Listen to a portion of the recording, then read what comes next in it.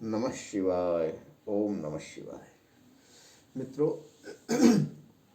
इस वीडियो के माध्यम से मैं आप आत्माओं के भिन्न भिन्न स्थान पर होने पर उनके क्या स्वरूप हो सकते हैं, संभावित हो सकता है मैं बता रहा हूँ, या मैं जो आपके सामने प्रस्तुत कर रहा हूँ इससे अधिक भी हो सकते हैं, लेकिन जितना मैं समझ पाया आपके समक्ष इस वीडियो के माध्यम से प्रस्तुत कर देता हूँ। आप जरा ध्यान से देखिए। ये मैंने एक घोस्ट डिटेक्टर तैयार किया है जिससे कि आत्माओं को पहचाना जा सके। घोस्ट डिटेक्टर है ये, और इसे हम किसी भी फोटो के साइड में रखने पर उसकी आत्मा कैसी है, वहाँ क्या स्थिति है, इसके बारे में हम जानकारी कर लेते हैं। तो मैं उदाहरण सहित आपको ये सब प्रस्तुत करूँगा कि जीवात्मा सामान्य जो पॉजिटिव जीवात्मा है, यानी कि उसके ऊपर किसी प्रकार की दूसरी ऊर्जा व्याप्त नहीं है, स्वयं की ही ऊर्जा है, उसकी क्या अवस्था होगी। जो प्रेत से ग्रसित होगा उसकी क्या अवस्था होगी। और जो दिव्य आत्मा से, यानी कि पितर आदि से जो कि परलोकवासी हो चुके हैं, ऐसे अपने अपने या कोई जो पितर हैं, यानी कि जो पूर्वज है एक तरह से, जो कि परलोकवासी हो चुके हैं, उनसे ग्रसित होने पर क्या लक्षण होते हैं। और किसी के प्राण मुक्ति संस्कार हो चुका है तो उस व्यक्ति के क्या लक्षण होते हैं, और देवताओं के क्या ऊर्जा के क्या लक्षण रहते हैं, इसके बारे में आपसे चर्चा करूंगा। सर्वप्रथम सामान्य व्यक्ति में किस प्रकार की ऊर्जा होती है, मैं आपको उसका उदाहरण दे देता हूँ।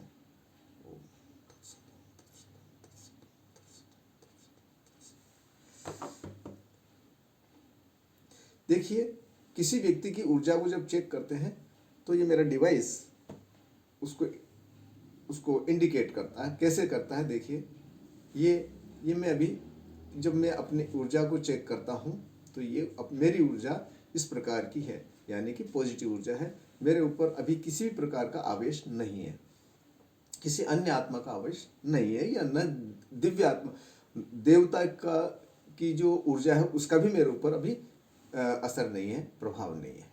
देखिए, अब मैं आपके समक्ष ऐसे व्यक्ति का चित्र प्रस्तुत कर रहा हूँ जो कि इस समय क्लींजिंग के लिए आया हुआ है और शोधन के लिए आया हुआ है, और इसके ऊपर प्रेत बाधा है, प्रेत से ग्रसित है। तो देखिए ये क्या लक्षण देता है, मैं आपके समक्ष बताता हूँ।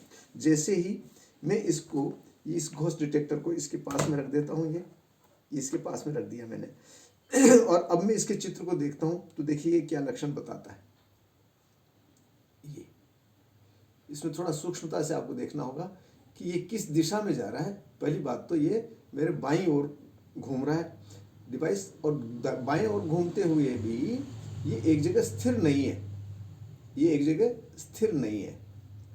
अगर ये बाईं ओर जाकर के भी इस प्रकार स्थिर हो जाता है तो वहाँ इसके अंदर नेगेटिविटी होना दर्शाता है, लेकिन इसके इनएक्टिव होने की को भी बताता है। अब ये जब मूवमेंट कर रहा है तो ये इसके अंदर गतिशील, यानी कि सक्रिय प्रेत बाधा है। ये सक्रिय प्रेत बाधा उसका लक्षण है ये, ठीक है। इसी प्रकार से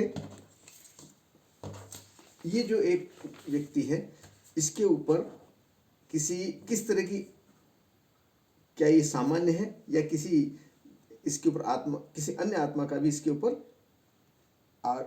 आवेश है, इसको हम जानेंगे। ये देख रहे हैं आप, ये जो मूवमेंट कर रहा है ये मेरे दाहिनी दिशा में मूवमेंट कर रहा है और गतिशील है, ये स्थिर नहीं है। तो ये इस बात को दर्शाता है कि इसके ऊपर कोई दिव्य आत्मा, यानी कि जिसको कहना चाहिए इहलोक से मुक्ति हो गई है, इहलोक से मुक्ति हो गई है, यानी कि वह दिव्य आत्मा का स्वरूप में है, लेकिन इसके ऊपर आवेश है और वह सक्रिय है। ये उसका लक्षण है। ये स्थिर नहीं होगा। अगर स्थिर होता तो हम इसके ऊपर ये करते कि या तो इसके ऊपर कोई जो आत्मा है वह स्थिर भाव से है, अस्थिर भाव से नहीं है। ये देखिए, ये जो आवेश है ये अस्थिर भाव से है, यानी कि गतिमान है वो। अब इसके बाद में हम परिचय करेंगे एक ऐसे व्यक्ति की जिसका कि प्राण मुक्ति संस्कार किया जा चुका है। ये जो व्यक्ति है इसका प्राण मुक्ति संस्कार किया जा चुका है मृत्यु के उपरांत। अब इसके साथ में हम इस डिवाइस को रख देते हैं, इस डिटेक्टर को रख करके, और जब इसको चेक करते हैं तो आप देखिए ये न्यूट्रल है। बिना डिवाइस रखे भी ये अपना न्यूट्रल ही ये स्वभाव बताएगा। ठीक है, अगर इसका आह्वान कर लिया जाए तो कैसा होगा ये मैं आपको इसी में आगे बताऊंगा कि इस जीवात्मा का अगर आह्वान किया जाए तो यहाँ क्या लक्षण होंगे अपन देखेंगे बाद में। अब प्रेत, अगर कहीं कोई प्रेत है तो उसकी हम जानकारी कैसे करते हैं? जैसे सिंपल कोई भी फोटो आया, जैसे ये फोटो आए, अब ये फोटो आए तो इनको एक बार हम रिचार्ज कर देते हैं ताकि इनकी सूक्ष्म शरीर जो है यहाँ वापस लौट के आए।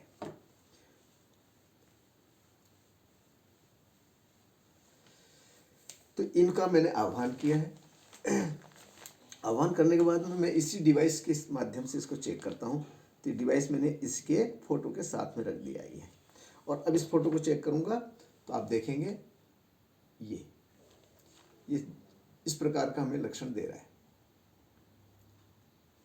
ये इस प्रकार का लक्षण हमें दे रहा है। इसको अगर बैटरी सेल के साथ में हम जोड़ करके देखते हैं, यानी कि बैटरी सेल का भी उपयोग करते हैं, तो क्या लक्षण रहते हैं? तो इसके एक पोल को, कोई सा भी पोल हो, इस पोल को मैंने टच कर लिया, पॉजिटिव पोल को टच किया है, और इसके साथ ही मैं इस फोटो को भी चेक कर रहा हूँ। तो आप देखेंगे कि ये मेरा डिवाइस मेरे बाईं ओर घूम गया है, ये बाईं ओर घूम गया है। ये प्रेत के लक्षण है, यानी कि यहाँ पर जो चित्र दिया हुआ है या जो चित्र दिए हुए हैं, एक से अधिक में भी देखेंगे तो भी आपको ये देखिए दूसरा चित्र है। जैसे इस दूसरे चित्र को अगर हम चेक करते हैं तो ये ऐसा ही लक्षण देगा हमें, यानी कि जैसे चित्र को टच करेंगे तो ये डिवाइस दाहिनी ओर मूवमेंट कर जाएगा। और अगर इसको बैटरी के साथ में अगर हम चेक करते हैं तो ये दाहिनी ओर को बाईं ओर को ये घूम जाएगा। ये इस बात का है कि जो प्रेतात्मा है वह बैटरी सेल से, यानी कि बाह्य ऊर्जा से प्रभावित हो जाता है।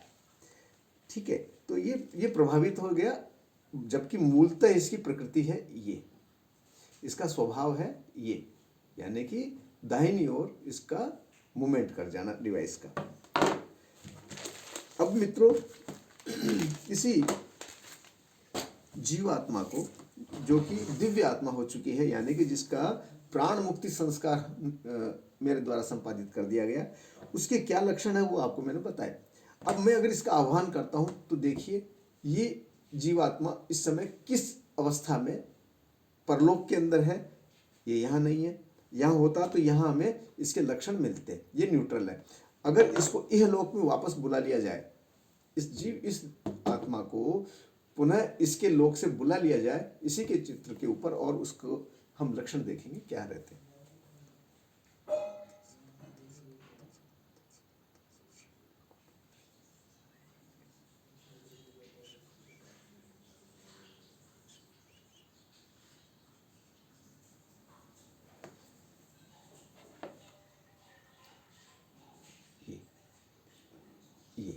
ये जो देख रहे हैं आप, मध्य रेखा से, यानी कि इस डिवाइस के सेंटर से ये लेफ्ट और राइट दोनों तरफ ये मूवमेंट अपने करेगा। ये अगर ये लक्षण आते हैं तो हम क्या जान जाएंगे कि ये कोई आत्मा जिसका कि प्राण मुक्ति संस्कार हो चुका है, यानी मुक्त कर दिया गया ही लोक से, और ये यहाँ पर अभी विद्यमान है। ये उसका लक्षण है। ये निरंतर चलता रहेगा, आप चाहे कितने घंटों तक भी लेके बैठे रहेंगे तब भी ये घड़ी के पेंडुलम की तरह से ये मूवमेंट करता रहेगा। ये तो ये दिव्य आत्मा के होने का लक्षण है। जबकि हमने अभी न्यूज़पेपर पे जो एक श्रद्धांजलि की जो आते हैं वो मैंने आपके सामने प्रस्तुत किए, वो सब मूवमेंट नहीं कर रहे, लेकिन उनकी गति है इस तरफ, मेरे दाहिनी ओर। तो ये हो गया आपके दिव्य आत्मा। मैंने इसको दिव्य आत्मा का नाम लिए से इसको इंगित कर रहा हूं मैं, ये दिव्य आत्मा है। यानी कि इसके ऊपर किसी प्रकार का पाप दोष विराजमान नहीं है। जो इसके कर्म है उस कर्मों का ये अपने परलोक में जाकर के भोग भोग रहा है, अच्छा या बुरा। इहलोक में आने पर ये अपनी इस प्रकार की अपनी उपस्थिति को ये इस प्रकार से दर्ज करता है। अब मित्रों, अब बात आती है देवात्मा की। तो देवात्मा के क्या लक्षण होंगे, किस प्रकार का उसका स्वरूप रहेगा, इसके बारे में अपन एक थोड़ा चर्चा करते हैं। तो देखिए, मैंने यहाँ एक गिलास ले लिया है, हालांकि ये तांबे का है, आप स्टील का भी ले सकते हैं या और कोई पदार्थ ले सकते हैं, कोई भी वस्तु ले सकते हैं जिसके ऊपर आप देवता का आह्वान कर सकते हैं, और उसी को हम प्राण प्रतिष्ठा कहते हैं। वह प्राण प्रतिष्ठा कितने समय के लिए है, कितने समय तक रहेगी, इसके बारे में आपसे चर्चा करता हूँ। तो देखिए, सबसे पहले मैंने गिलास लिया है। इस गिलास को मैं यूं भी रख सकता हूँ और ऐसे भी रख सकता हूँ। तो ये दोनों ही अवस्था में इसके ऊपर मैं देव का आह्वान करूँगा। लेकिन जब मैं देव का आह्वान कर लूँगा तो इसको जिस अवस्था के अंदर रखते हुए देव का आह्वान हुआ है, अगर इसको विपरीत कर दिया जाएगा तो उसकी जो ऊर्जा है वो डिसअपियर हो जाएगी, कहने का मतलब लुप्त प्राय हो जाएगी, है ना। और जब वापस इसको सही अवस्था में रखेंगे तो फिर से उस आत्मा को अपन डिटेक्ट कर सकते हैं। तो देखिए, इसके ऊपर मैं उल्टा रख करके ही इसके ऊपर मैं भगवान शिव का आह्वान कर लेता हूँ।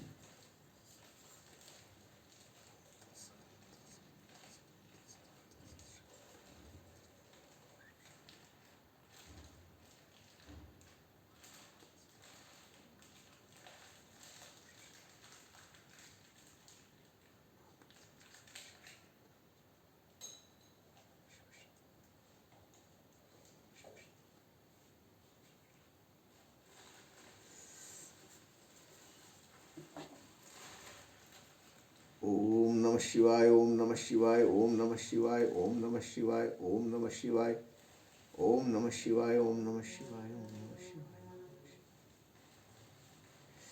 मित्रों देखिए, ये यहाँ भगवान शिव का, शिव विराजमान, शिव पधार चुके। अब ये ऐसा मूवमेंट्स क्यों हो रहे हैं, क्योंकि यहाँ पर अभी चैंटिंग चल रही है, यहाँ पर अभी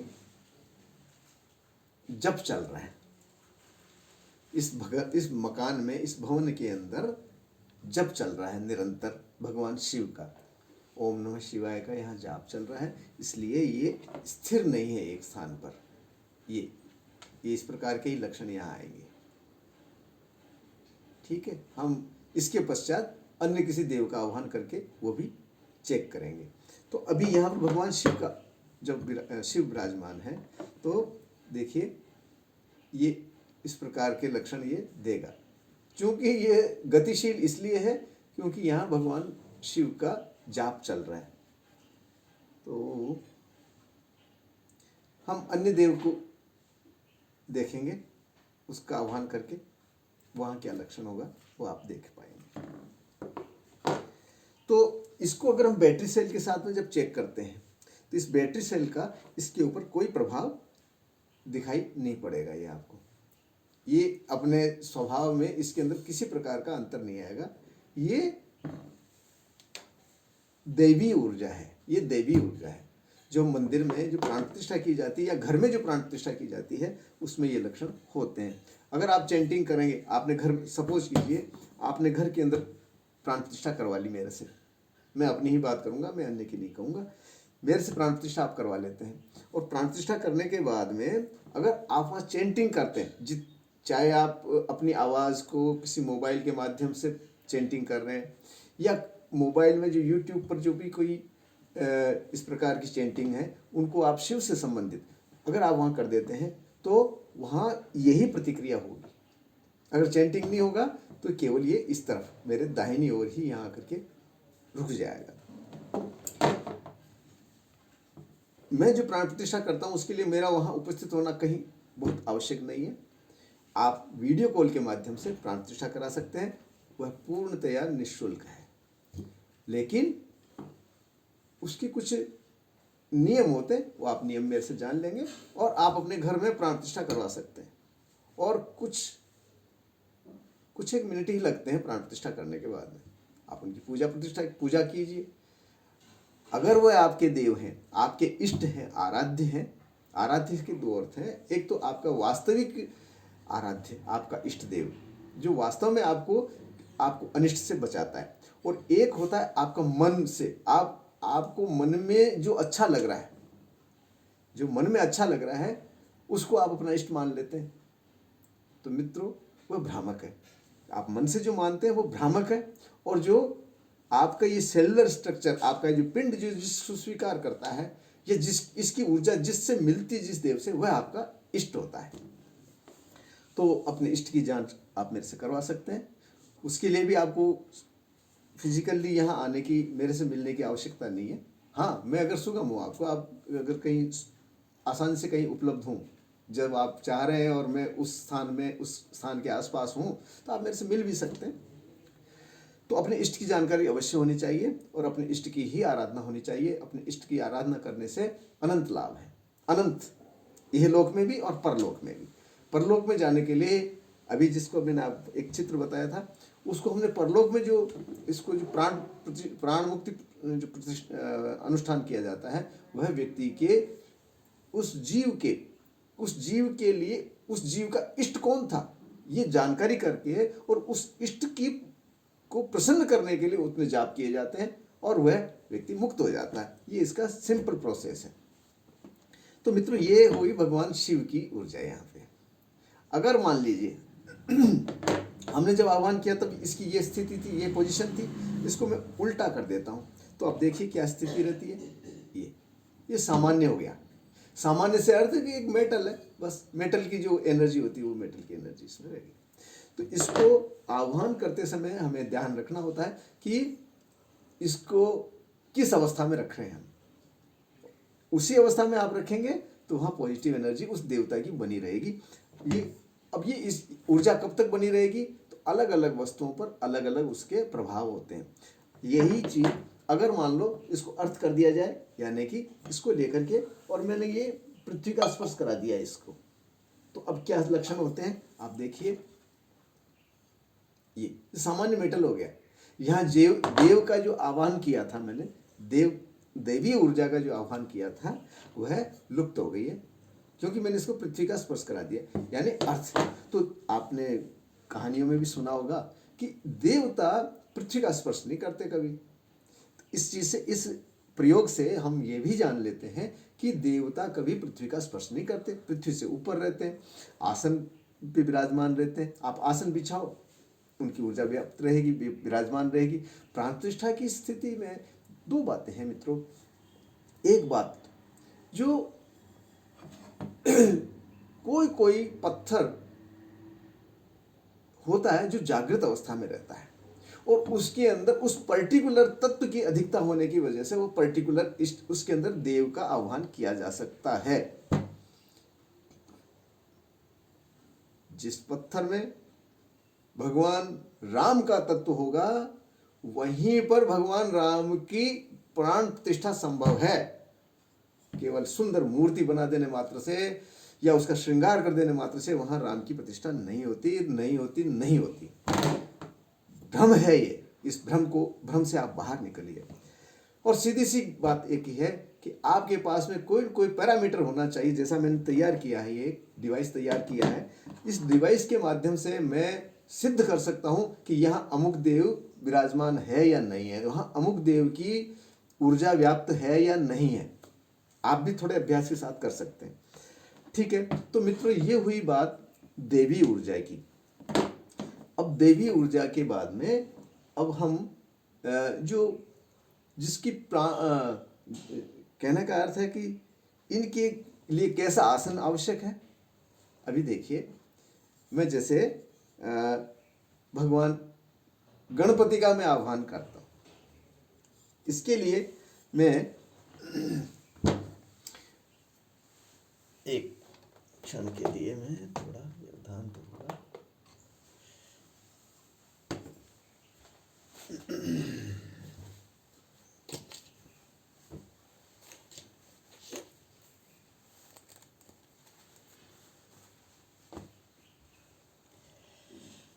क्षमा चाहता हूँ प्रभु बंधु। मैं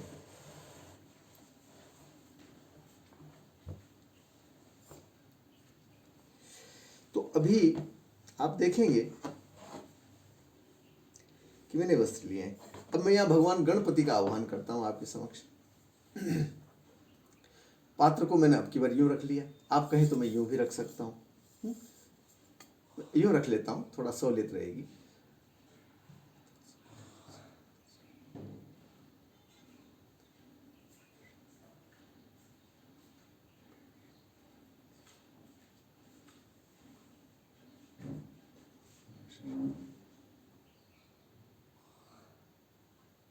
उद्यद्दिनेश्वर रुचिं निजहस्तपद्मैः पाशाङ्कुशाभयवरान् दधतङ्गजास्यं रक्ताम्बरं सर्वदुःखहरं गणेशं ध्यायेऽहं प्रसन्नमखिलाभरणाभिरामम्। वक्रतुण्ड।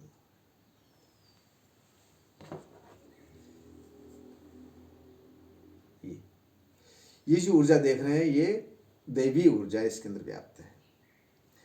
अब आप देखो मित्रों, ये गणेश जी महाराज को मैंने यहाँ विराजमान कर रखा, ठीक है ये। और अगर मैं इस पात्र को विपरीत ऐसे कर देता हूँ तो यहाँ ऊर्जा डिसअपियर हो गई है, लुप्त प्राय हो गई है, छुप गई है वो है। इसको मुझे वापस इसी प्रकार रखना होगा तो ये ऊर्जा वापस व्याप्त हो जाए, प्रकट हो जाएगी, पहली बात। अब दूसरी बात कि यहाँ मैंने दो प्रकार के रंग के कपड़े वस्त्र लिए हैं। अब देखिए मैं इस वस्त्र के ऊपर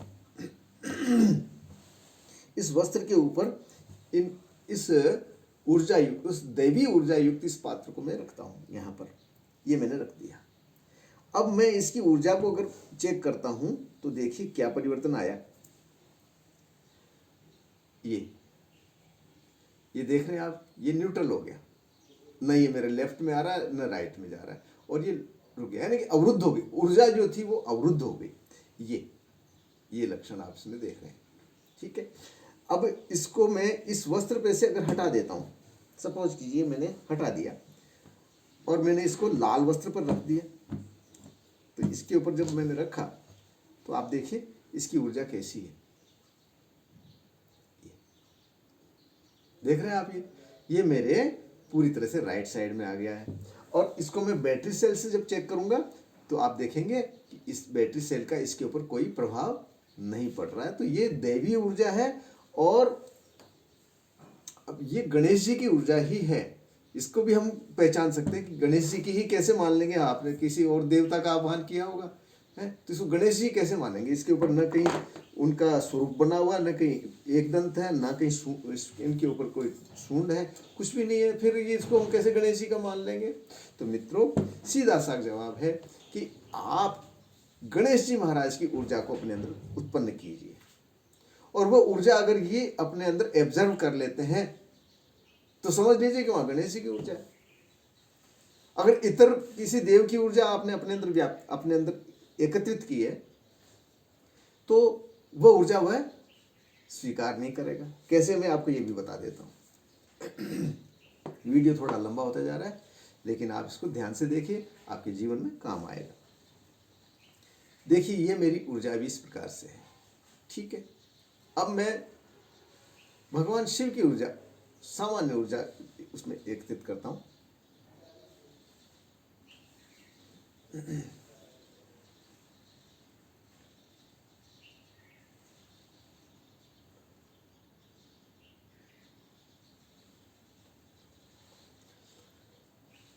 ओम नमः शिवाय, ओम नमः शिवाय, ओम नमः शिवाय, ओम नमः शिवाय, ओम नमः शिवाय, ओम नमः शिवाय, ओम नमः शिवाय, ओम नमः शिवाय, ओम नमः शिवाय, ओम नमः शिवाय, ओम नमः शिवाय, ओम नमः शिवाय, ओम नमः शिवाय, ओम नमः शिवाय। ये जो आप देख रहे हैं ये मेरे दाहिनी ओर रुक गया ये डिवाइस। इसको मैं बार बार ला के छोड़ूंगा फिर भी इधर जाएगा। इसको ला के मैंने यहाँ छोड़ दिया, मान लो इस तरफ, जैसी मेरी शुरू में ऊर्जा थी उस तरफ, तब भी ये चल करके और फिर से लौट करके ये इस दिशा में आ जाएगा। अब ये ऐसा कब तक रहेगा? जब तक कि ये ऊर्जा समर्पित नहीं कर दी जाती है। किसको? उसी देव को जिसकी ऊर्जा है। तो मैं इस ऊर्जा को, इस देव को, जो यहाँ दैवी ऊर्जा है, जैसा कि मैंने आपसे कहा कि ये एब्जर्व कर लेता है, ये अपने अंदर उसको ग्रहण कर लेता है। कैसे करता है? देखिए, मैं इसका स्पर्श करता हूँ, ये यहाँ मैंने इसका स्पर्श कर लिया, तो स्पर्श करने के बाद में ये ऊर्जा इसके अंदर चली जानी चाहिए, लेकिन आप देखेंगे कि ये ऊर्जा इसमें नहीं प्रवेश की। यानी कि यहाँ शिव जी का तत्व नहीं है, भगवान शिव की ऊर्जा यहाँ व्याप्त नहीं है। और जब तक समान ऊर्जा नहीं होगी तब तक वह उसके अंदर ग्रहण नहीं होगी, उसके अंदर सम्मिलित नहीं हो जाएगी। तो आप देखिए, ये ऊर्जा मेरे अंदर भी इसी प्रकार बनी है। तो मैं इस ऊर्जा को भगवान शिव के चरणारविंदों में अर्पित कर देता हूँ। तो उसके लिए मुझे दिशा का थोड़ा सा, ओम नमः शिवाय, भगवान सदाशिवार्पणमस्तु। मित्रों, जब मैंने ये इस प्रकार से ऊर्जा को समर्पित कर दिया तो मेरा शरीर, मेरा पिंड जो है फिर से नॉर्मल हो गया, सामान्य हो गया। अब देखिए, मैं गणेश जी की ऊर्जा अपने अंदर उसको संग्रह करता हूँ। गणेशाय नमः, गणेशाय नमः, गणेशाय नमः, गणेशाय नमः, गणेशाय नमः, गणेशाय नमः, गणेशाय नमः, गणेशाय नमः, गणेशाय नमः, गणेशाय नमः, गणेशाय नमः, गणेशाय नमः, गणेशाय नमः, गणेशाय नमः, गणेशाय नमः, गणेशाय नमः, गणेशाय नमः, गणेशाय नमः। अब मेरे इस पिंड के ऊपर भगवान गणेश की ऊर्जा व्याप्त है। देख रहे हैं आप, ये गणेश जी की ऊर्जा मेरे ऊपर व्याप्त है। अब मैं जैसे ही इसका स्पर्श करूंगा, यहाँ तक कि मैं केवल आसन का भी स्पर्श कर दूंगा, तब भी ये ऊर्जा वहाँ लीन हो जाएगी उस देवता के अंदर। देखिए, ये मैंने हाथ लेके केवल आसन के ऊपर ये स्पर्श किया है। तो अब इसको देखते हैं, तो देखो क्या हुआ। आप देख रहे हैं, ये ऊर्जा यहाँ लीन हो गई है। क्योंकि इसलिए हम ये निश्चित रूप से कह सकते हैं कि पहली बात तो यहाँ देवी ऊर्जा विद्यमान है, और दूसरी बात कि गणेश जी की ऊर्जा यहाँ विद्यमान है।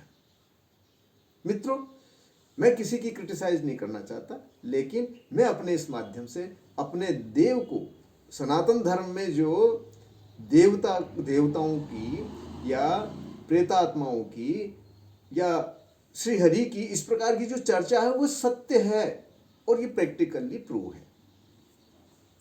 मैं किसी भी वैज्ञानिक समूह के सामने अपना ये प्रदर्शन करने को तैयार हूँ, और आप उसको टेस्ट कर सकते हैं, उसको आप परीक्षण कर सकते हैं। तो हमारे जितने भी देवी देवता हैं, जितने भी, वो सब की अलग अलग प्रकृति होती है। ये भ्रम है, अरे साहब भगवान सब एक जैसे होते हैं, भगवान को सभी चीज समर्पित हो जाती है, आप किसी को भी आप मन में अच्छा रखो साहब, आपकी भाई साहब, ये सब बातें व्यर्थ हैं, ये सब बातें भ्रामक हैं। और इसलिए भ्रामक है क्योंकि उनके पास में कोई पैरामीटर नहीं है बताने वालों के पास में। तो एक कोई साधन होता है, पैरामीटर होता है, कोई उसको मापने का मापदंड होता है, उससे आप उसकी पहचान आसानी से कर सकते हैं और सटीकता से कर सकते हैं। तो यहाँ मैंने आपको बताया, ये भगवान गणपति का, यहाँ गणपति की ऊर्जा विद्यमान है। और कंडीशन यहाँ भी वही है कि अगर इसको पृथ्वी का स्पर्श करा दिया जाए, यानी इसको अर्थिंग कर दिया जाएगा, तो अर्थ करते ही ये जो दिव्य ऊर्जा है ये लुप्त हो जाएगी। अब आप देखिए कि जैसे मैंने ये यहाँ एक ऊर्जा है, ऊर्जा यहाँ है, इसके अंदर ऊर्जा है। तो आप देखेंगे कि जब ऊर्जा यहाँ पर है तो इस टेबल पे, जो प्लास्टिक का टेबल है, इसके ऊपर किस प्रकार की ऊर्जा है?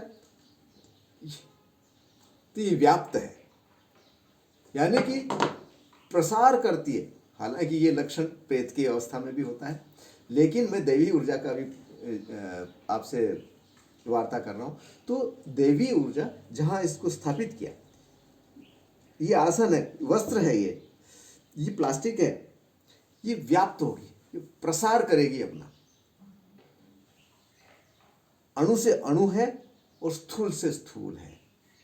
जहाँ ये ऊर्जा व्याप्त रहती है वो पूरे में ही व्याप्त रहेगी। इसलिए हम यहाँ कहते हैं ये गणेश जी का मंदिर, ये भगवान शिव का मंदिर है, ये माता जी का मंदिर, तो वहाँ अगर वास्तव में प्राण प्रतिष्ठा है, वास्तव में अगर प्राण प्रतिष्ठा है, तो पूरे भवन के अंदर, पूरे मंदिर के अंदर, पूरे प्रासाद के अंदर वह ऊर्जा व्याप्त होगी। आप किसी भी मंदिर से, कहीं भी, किसी भी स्थान से अगर वहाँ की ऊर्जा को मेरे से परीक्षण करवाना चाहते हैं तो आप मेरे को वीडियो कॉल करके और वहाँ की ऊर्जा की जानकारी ले सकते हैं। मित्रों, एक विशेष बात और मैं आपके समक्ष प्रस्तुत करूंगा। हमारे जितने भी मंदिर हैं वहां पर, सभी स्थानों पर दैवीय ऊर्जा की पूजा नहीं की जा रही है।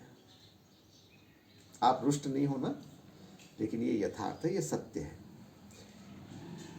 दूसरी बात, पूजा हो किसकी रही है? तो वहां पूजा हो रही है प्रेत की।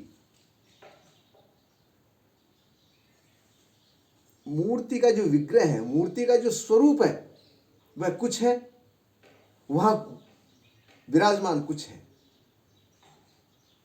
ये मैंने अपने इन डिवाइसेस के माध्यम से जानकारी प्राप्त की है।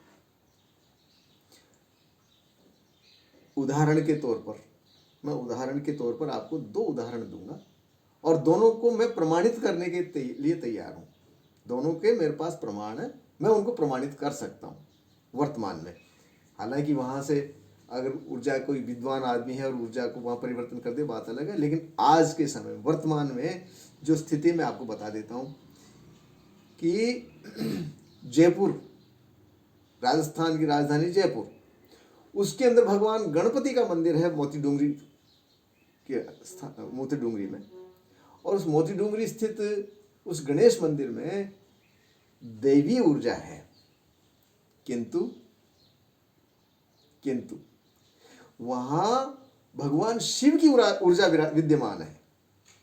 वहां भगवान उस जो वहां पत्थर है, वो जो पत्थर है जिसकी मूर्ति बनी हुई है, वहां भगवान शिव का तत्व होने के कारण वहां भगवान शिव विराजमान है।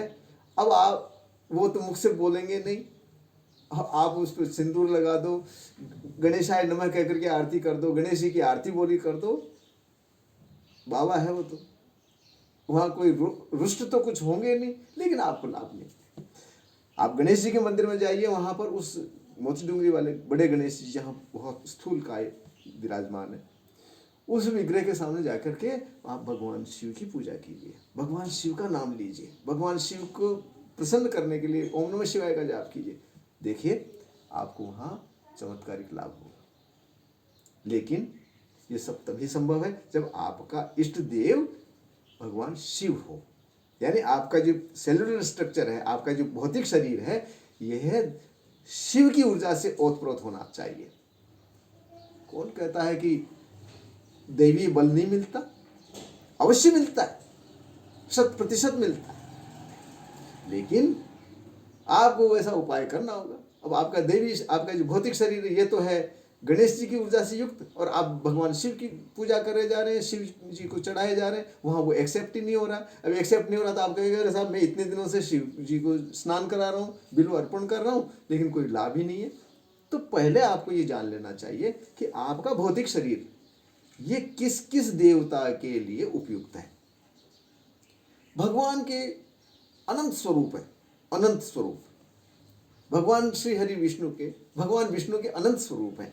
अब अनंत स्वरूपों में भगवान के 1000 नाम, जो सहस्त्र नाम का विशेष महत्व है, उस सहस्त्र नाम में आपके लिए कौन सा नाम उपयुक्त है, यही गुरु कृपा से प्राप्त होता है। इसी को गुरु मंत्र कहते हैं। अन्यथा आपके कान में फूंक लगा दी, गुरु जी बन गए, गुरु दक्षिणा चढ़ाए जाओ, और जब जब भी गुरु पूर्णिमा आती है तब तक आप उनकी पूजा कर दो, और इसी भ्रम के अंदर पहले संत महात्मा चले गए और आप भी उसी रास्ते पर प्रस्थान कर जाएंगे। इस भ्रम से निकलिए मित्रों। मेरा मुख्य उद्देश्य अंधविश्वास का निवारण और दृढ़ विश्वास का स्थापन, ये मेरा मुख्य उद्देश्य है। हम सनातन धर्म में उत्पन्न हुए, हमसे अधिक कोई भाग्यशाली नहीं हो सकता, नहीं हो सकता, नहीं हो सकता। इतना मैं चैलेंज से क्यों कह रहा हूं कि जितने भी अन्य संप्रदाय या अन्य जो हैं उनका अपना महत्व है, लेकिन सर्वोपरि सर्वोपरि है तो सनातन धर्म। जिस प्रकार मैं इसकी वकालत कर रहा हूं, अगर कोई अपने धर्म की कोई वकालत करता है वह इस प्रकार से उसको प्रूव कर दे, मैं नतमस्तक हो जाऊंगा उसके सामने, क्योंकि मैंने इतर धर्मों की भी जानकारी ले ली। इतर धर्मों की जानकारी सूक्ष्मता से, यानी कि वहां किस प्रकार की ऊर्जा व्याप्त है, किस प्रकार की सूक्ष्म ऊर्जा वहां काम कर रही है, इसको मैंने पहचाना है। और इस पहचान के लिए मेरे ऊपर गुरु का कोई आशीर्वाद है, भगवान का आशीर्वाद है कि मैं ये डिवाइस तैयार कर सका। तो इस डिवाइस के माध्यम से मैं सबकी वास्तविकता प्रकट कर सकता हूं। खैर, मैं अपनी कितनी बड़ाई करूं, कितना महिमा आपको बताऊं। अगर कोई मेरे लायक सेवा है, आप मेरे से अवश्य संपर्क कीजिए। ये वीडियो आपको कुछ उपयोगी लगे तो इसे लाइक कीजिए, व्यर्थ लगे आप इसे डिसलाइक भी कर सकते हैं, और इसे शेयर कीजिए अपने मित्रों के साथ में, और चैनल को सब्सक्राइब कीजिए ताकि इस प्रकार की अन्य कोई वीडियो जब मैं अपलोड करता हूं तो आपको उसका नोटिफिकेशन मिल सके। दूसरा मित्रों, मेरे से संपर्क करने के लिए आप प्रातः 9 बजे से सायं 6 बजे तक कभी भी संपर्क कर सकते हैं, और मेरा संपर्क सूत्र है 7976817954। Doctor K D. Swami. Paranormal activity जितनी भी हैं मैं उसको देखता हूँ, और चिकित्सा कार्य भी करता हूँ। मैं आयुर्वेदिक चिकित्सा का कार्य करता हूँ, और इस सब के अलावा कोई पैरानॉर्मल एक्टिविटी है उसके भी चिकित्सा में करता हूँ। तो मित्रों, मेरे लायक कहीं मेरे योग्य कोई सेवा हो तो आप मेरे से अवश्य संपर्क करें। आपके अंदर कोई जिज्ञासा है, अपने सनातन धर्म को लेकर के कोई जिज्ञासा है, तो मैं उसको प्रमाण सहित आपको संतोषजनक जवाब देने का प्रयास करूंगा। ओम नमः शिवाय, ओम नमः शिवाय, ओम नमः शिवाय।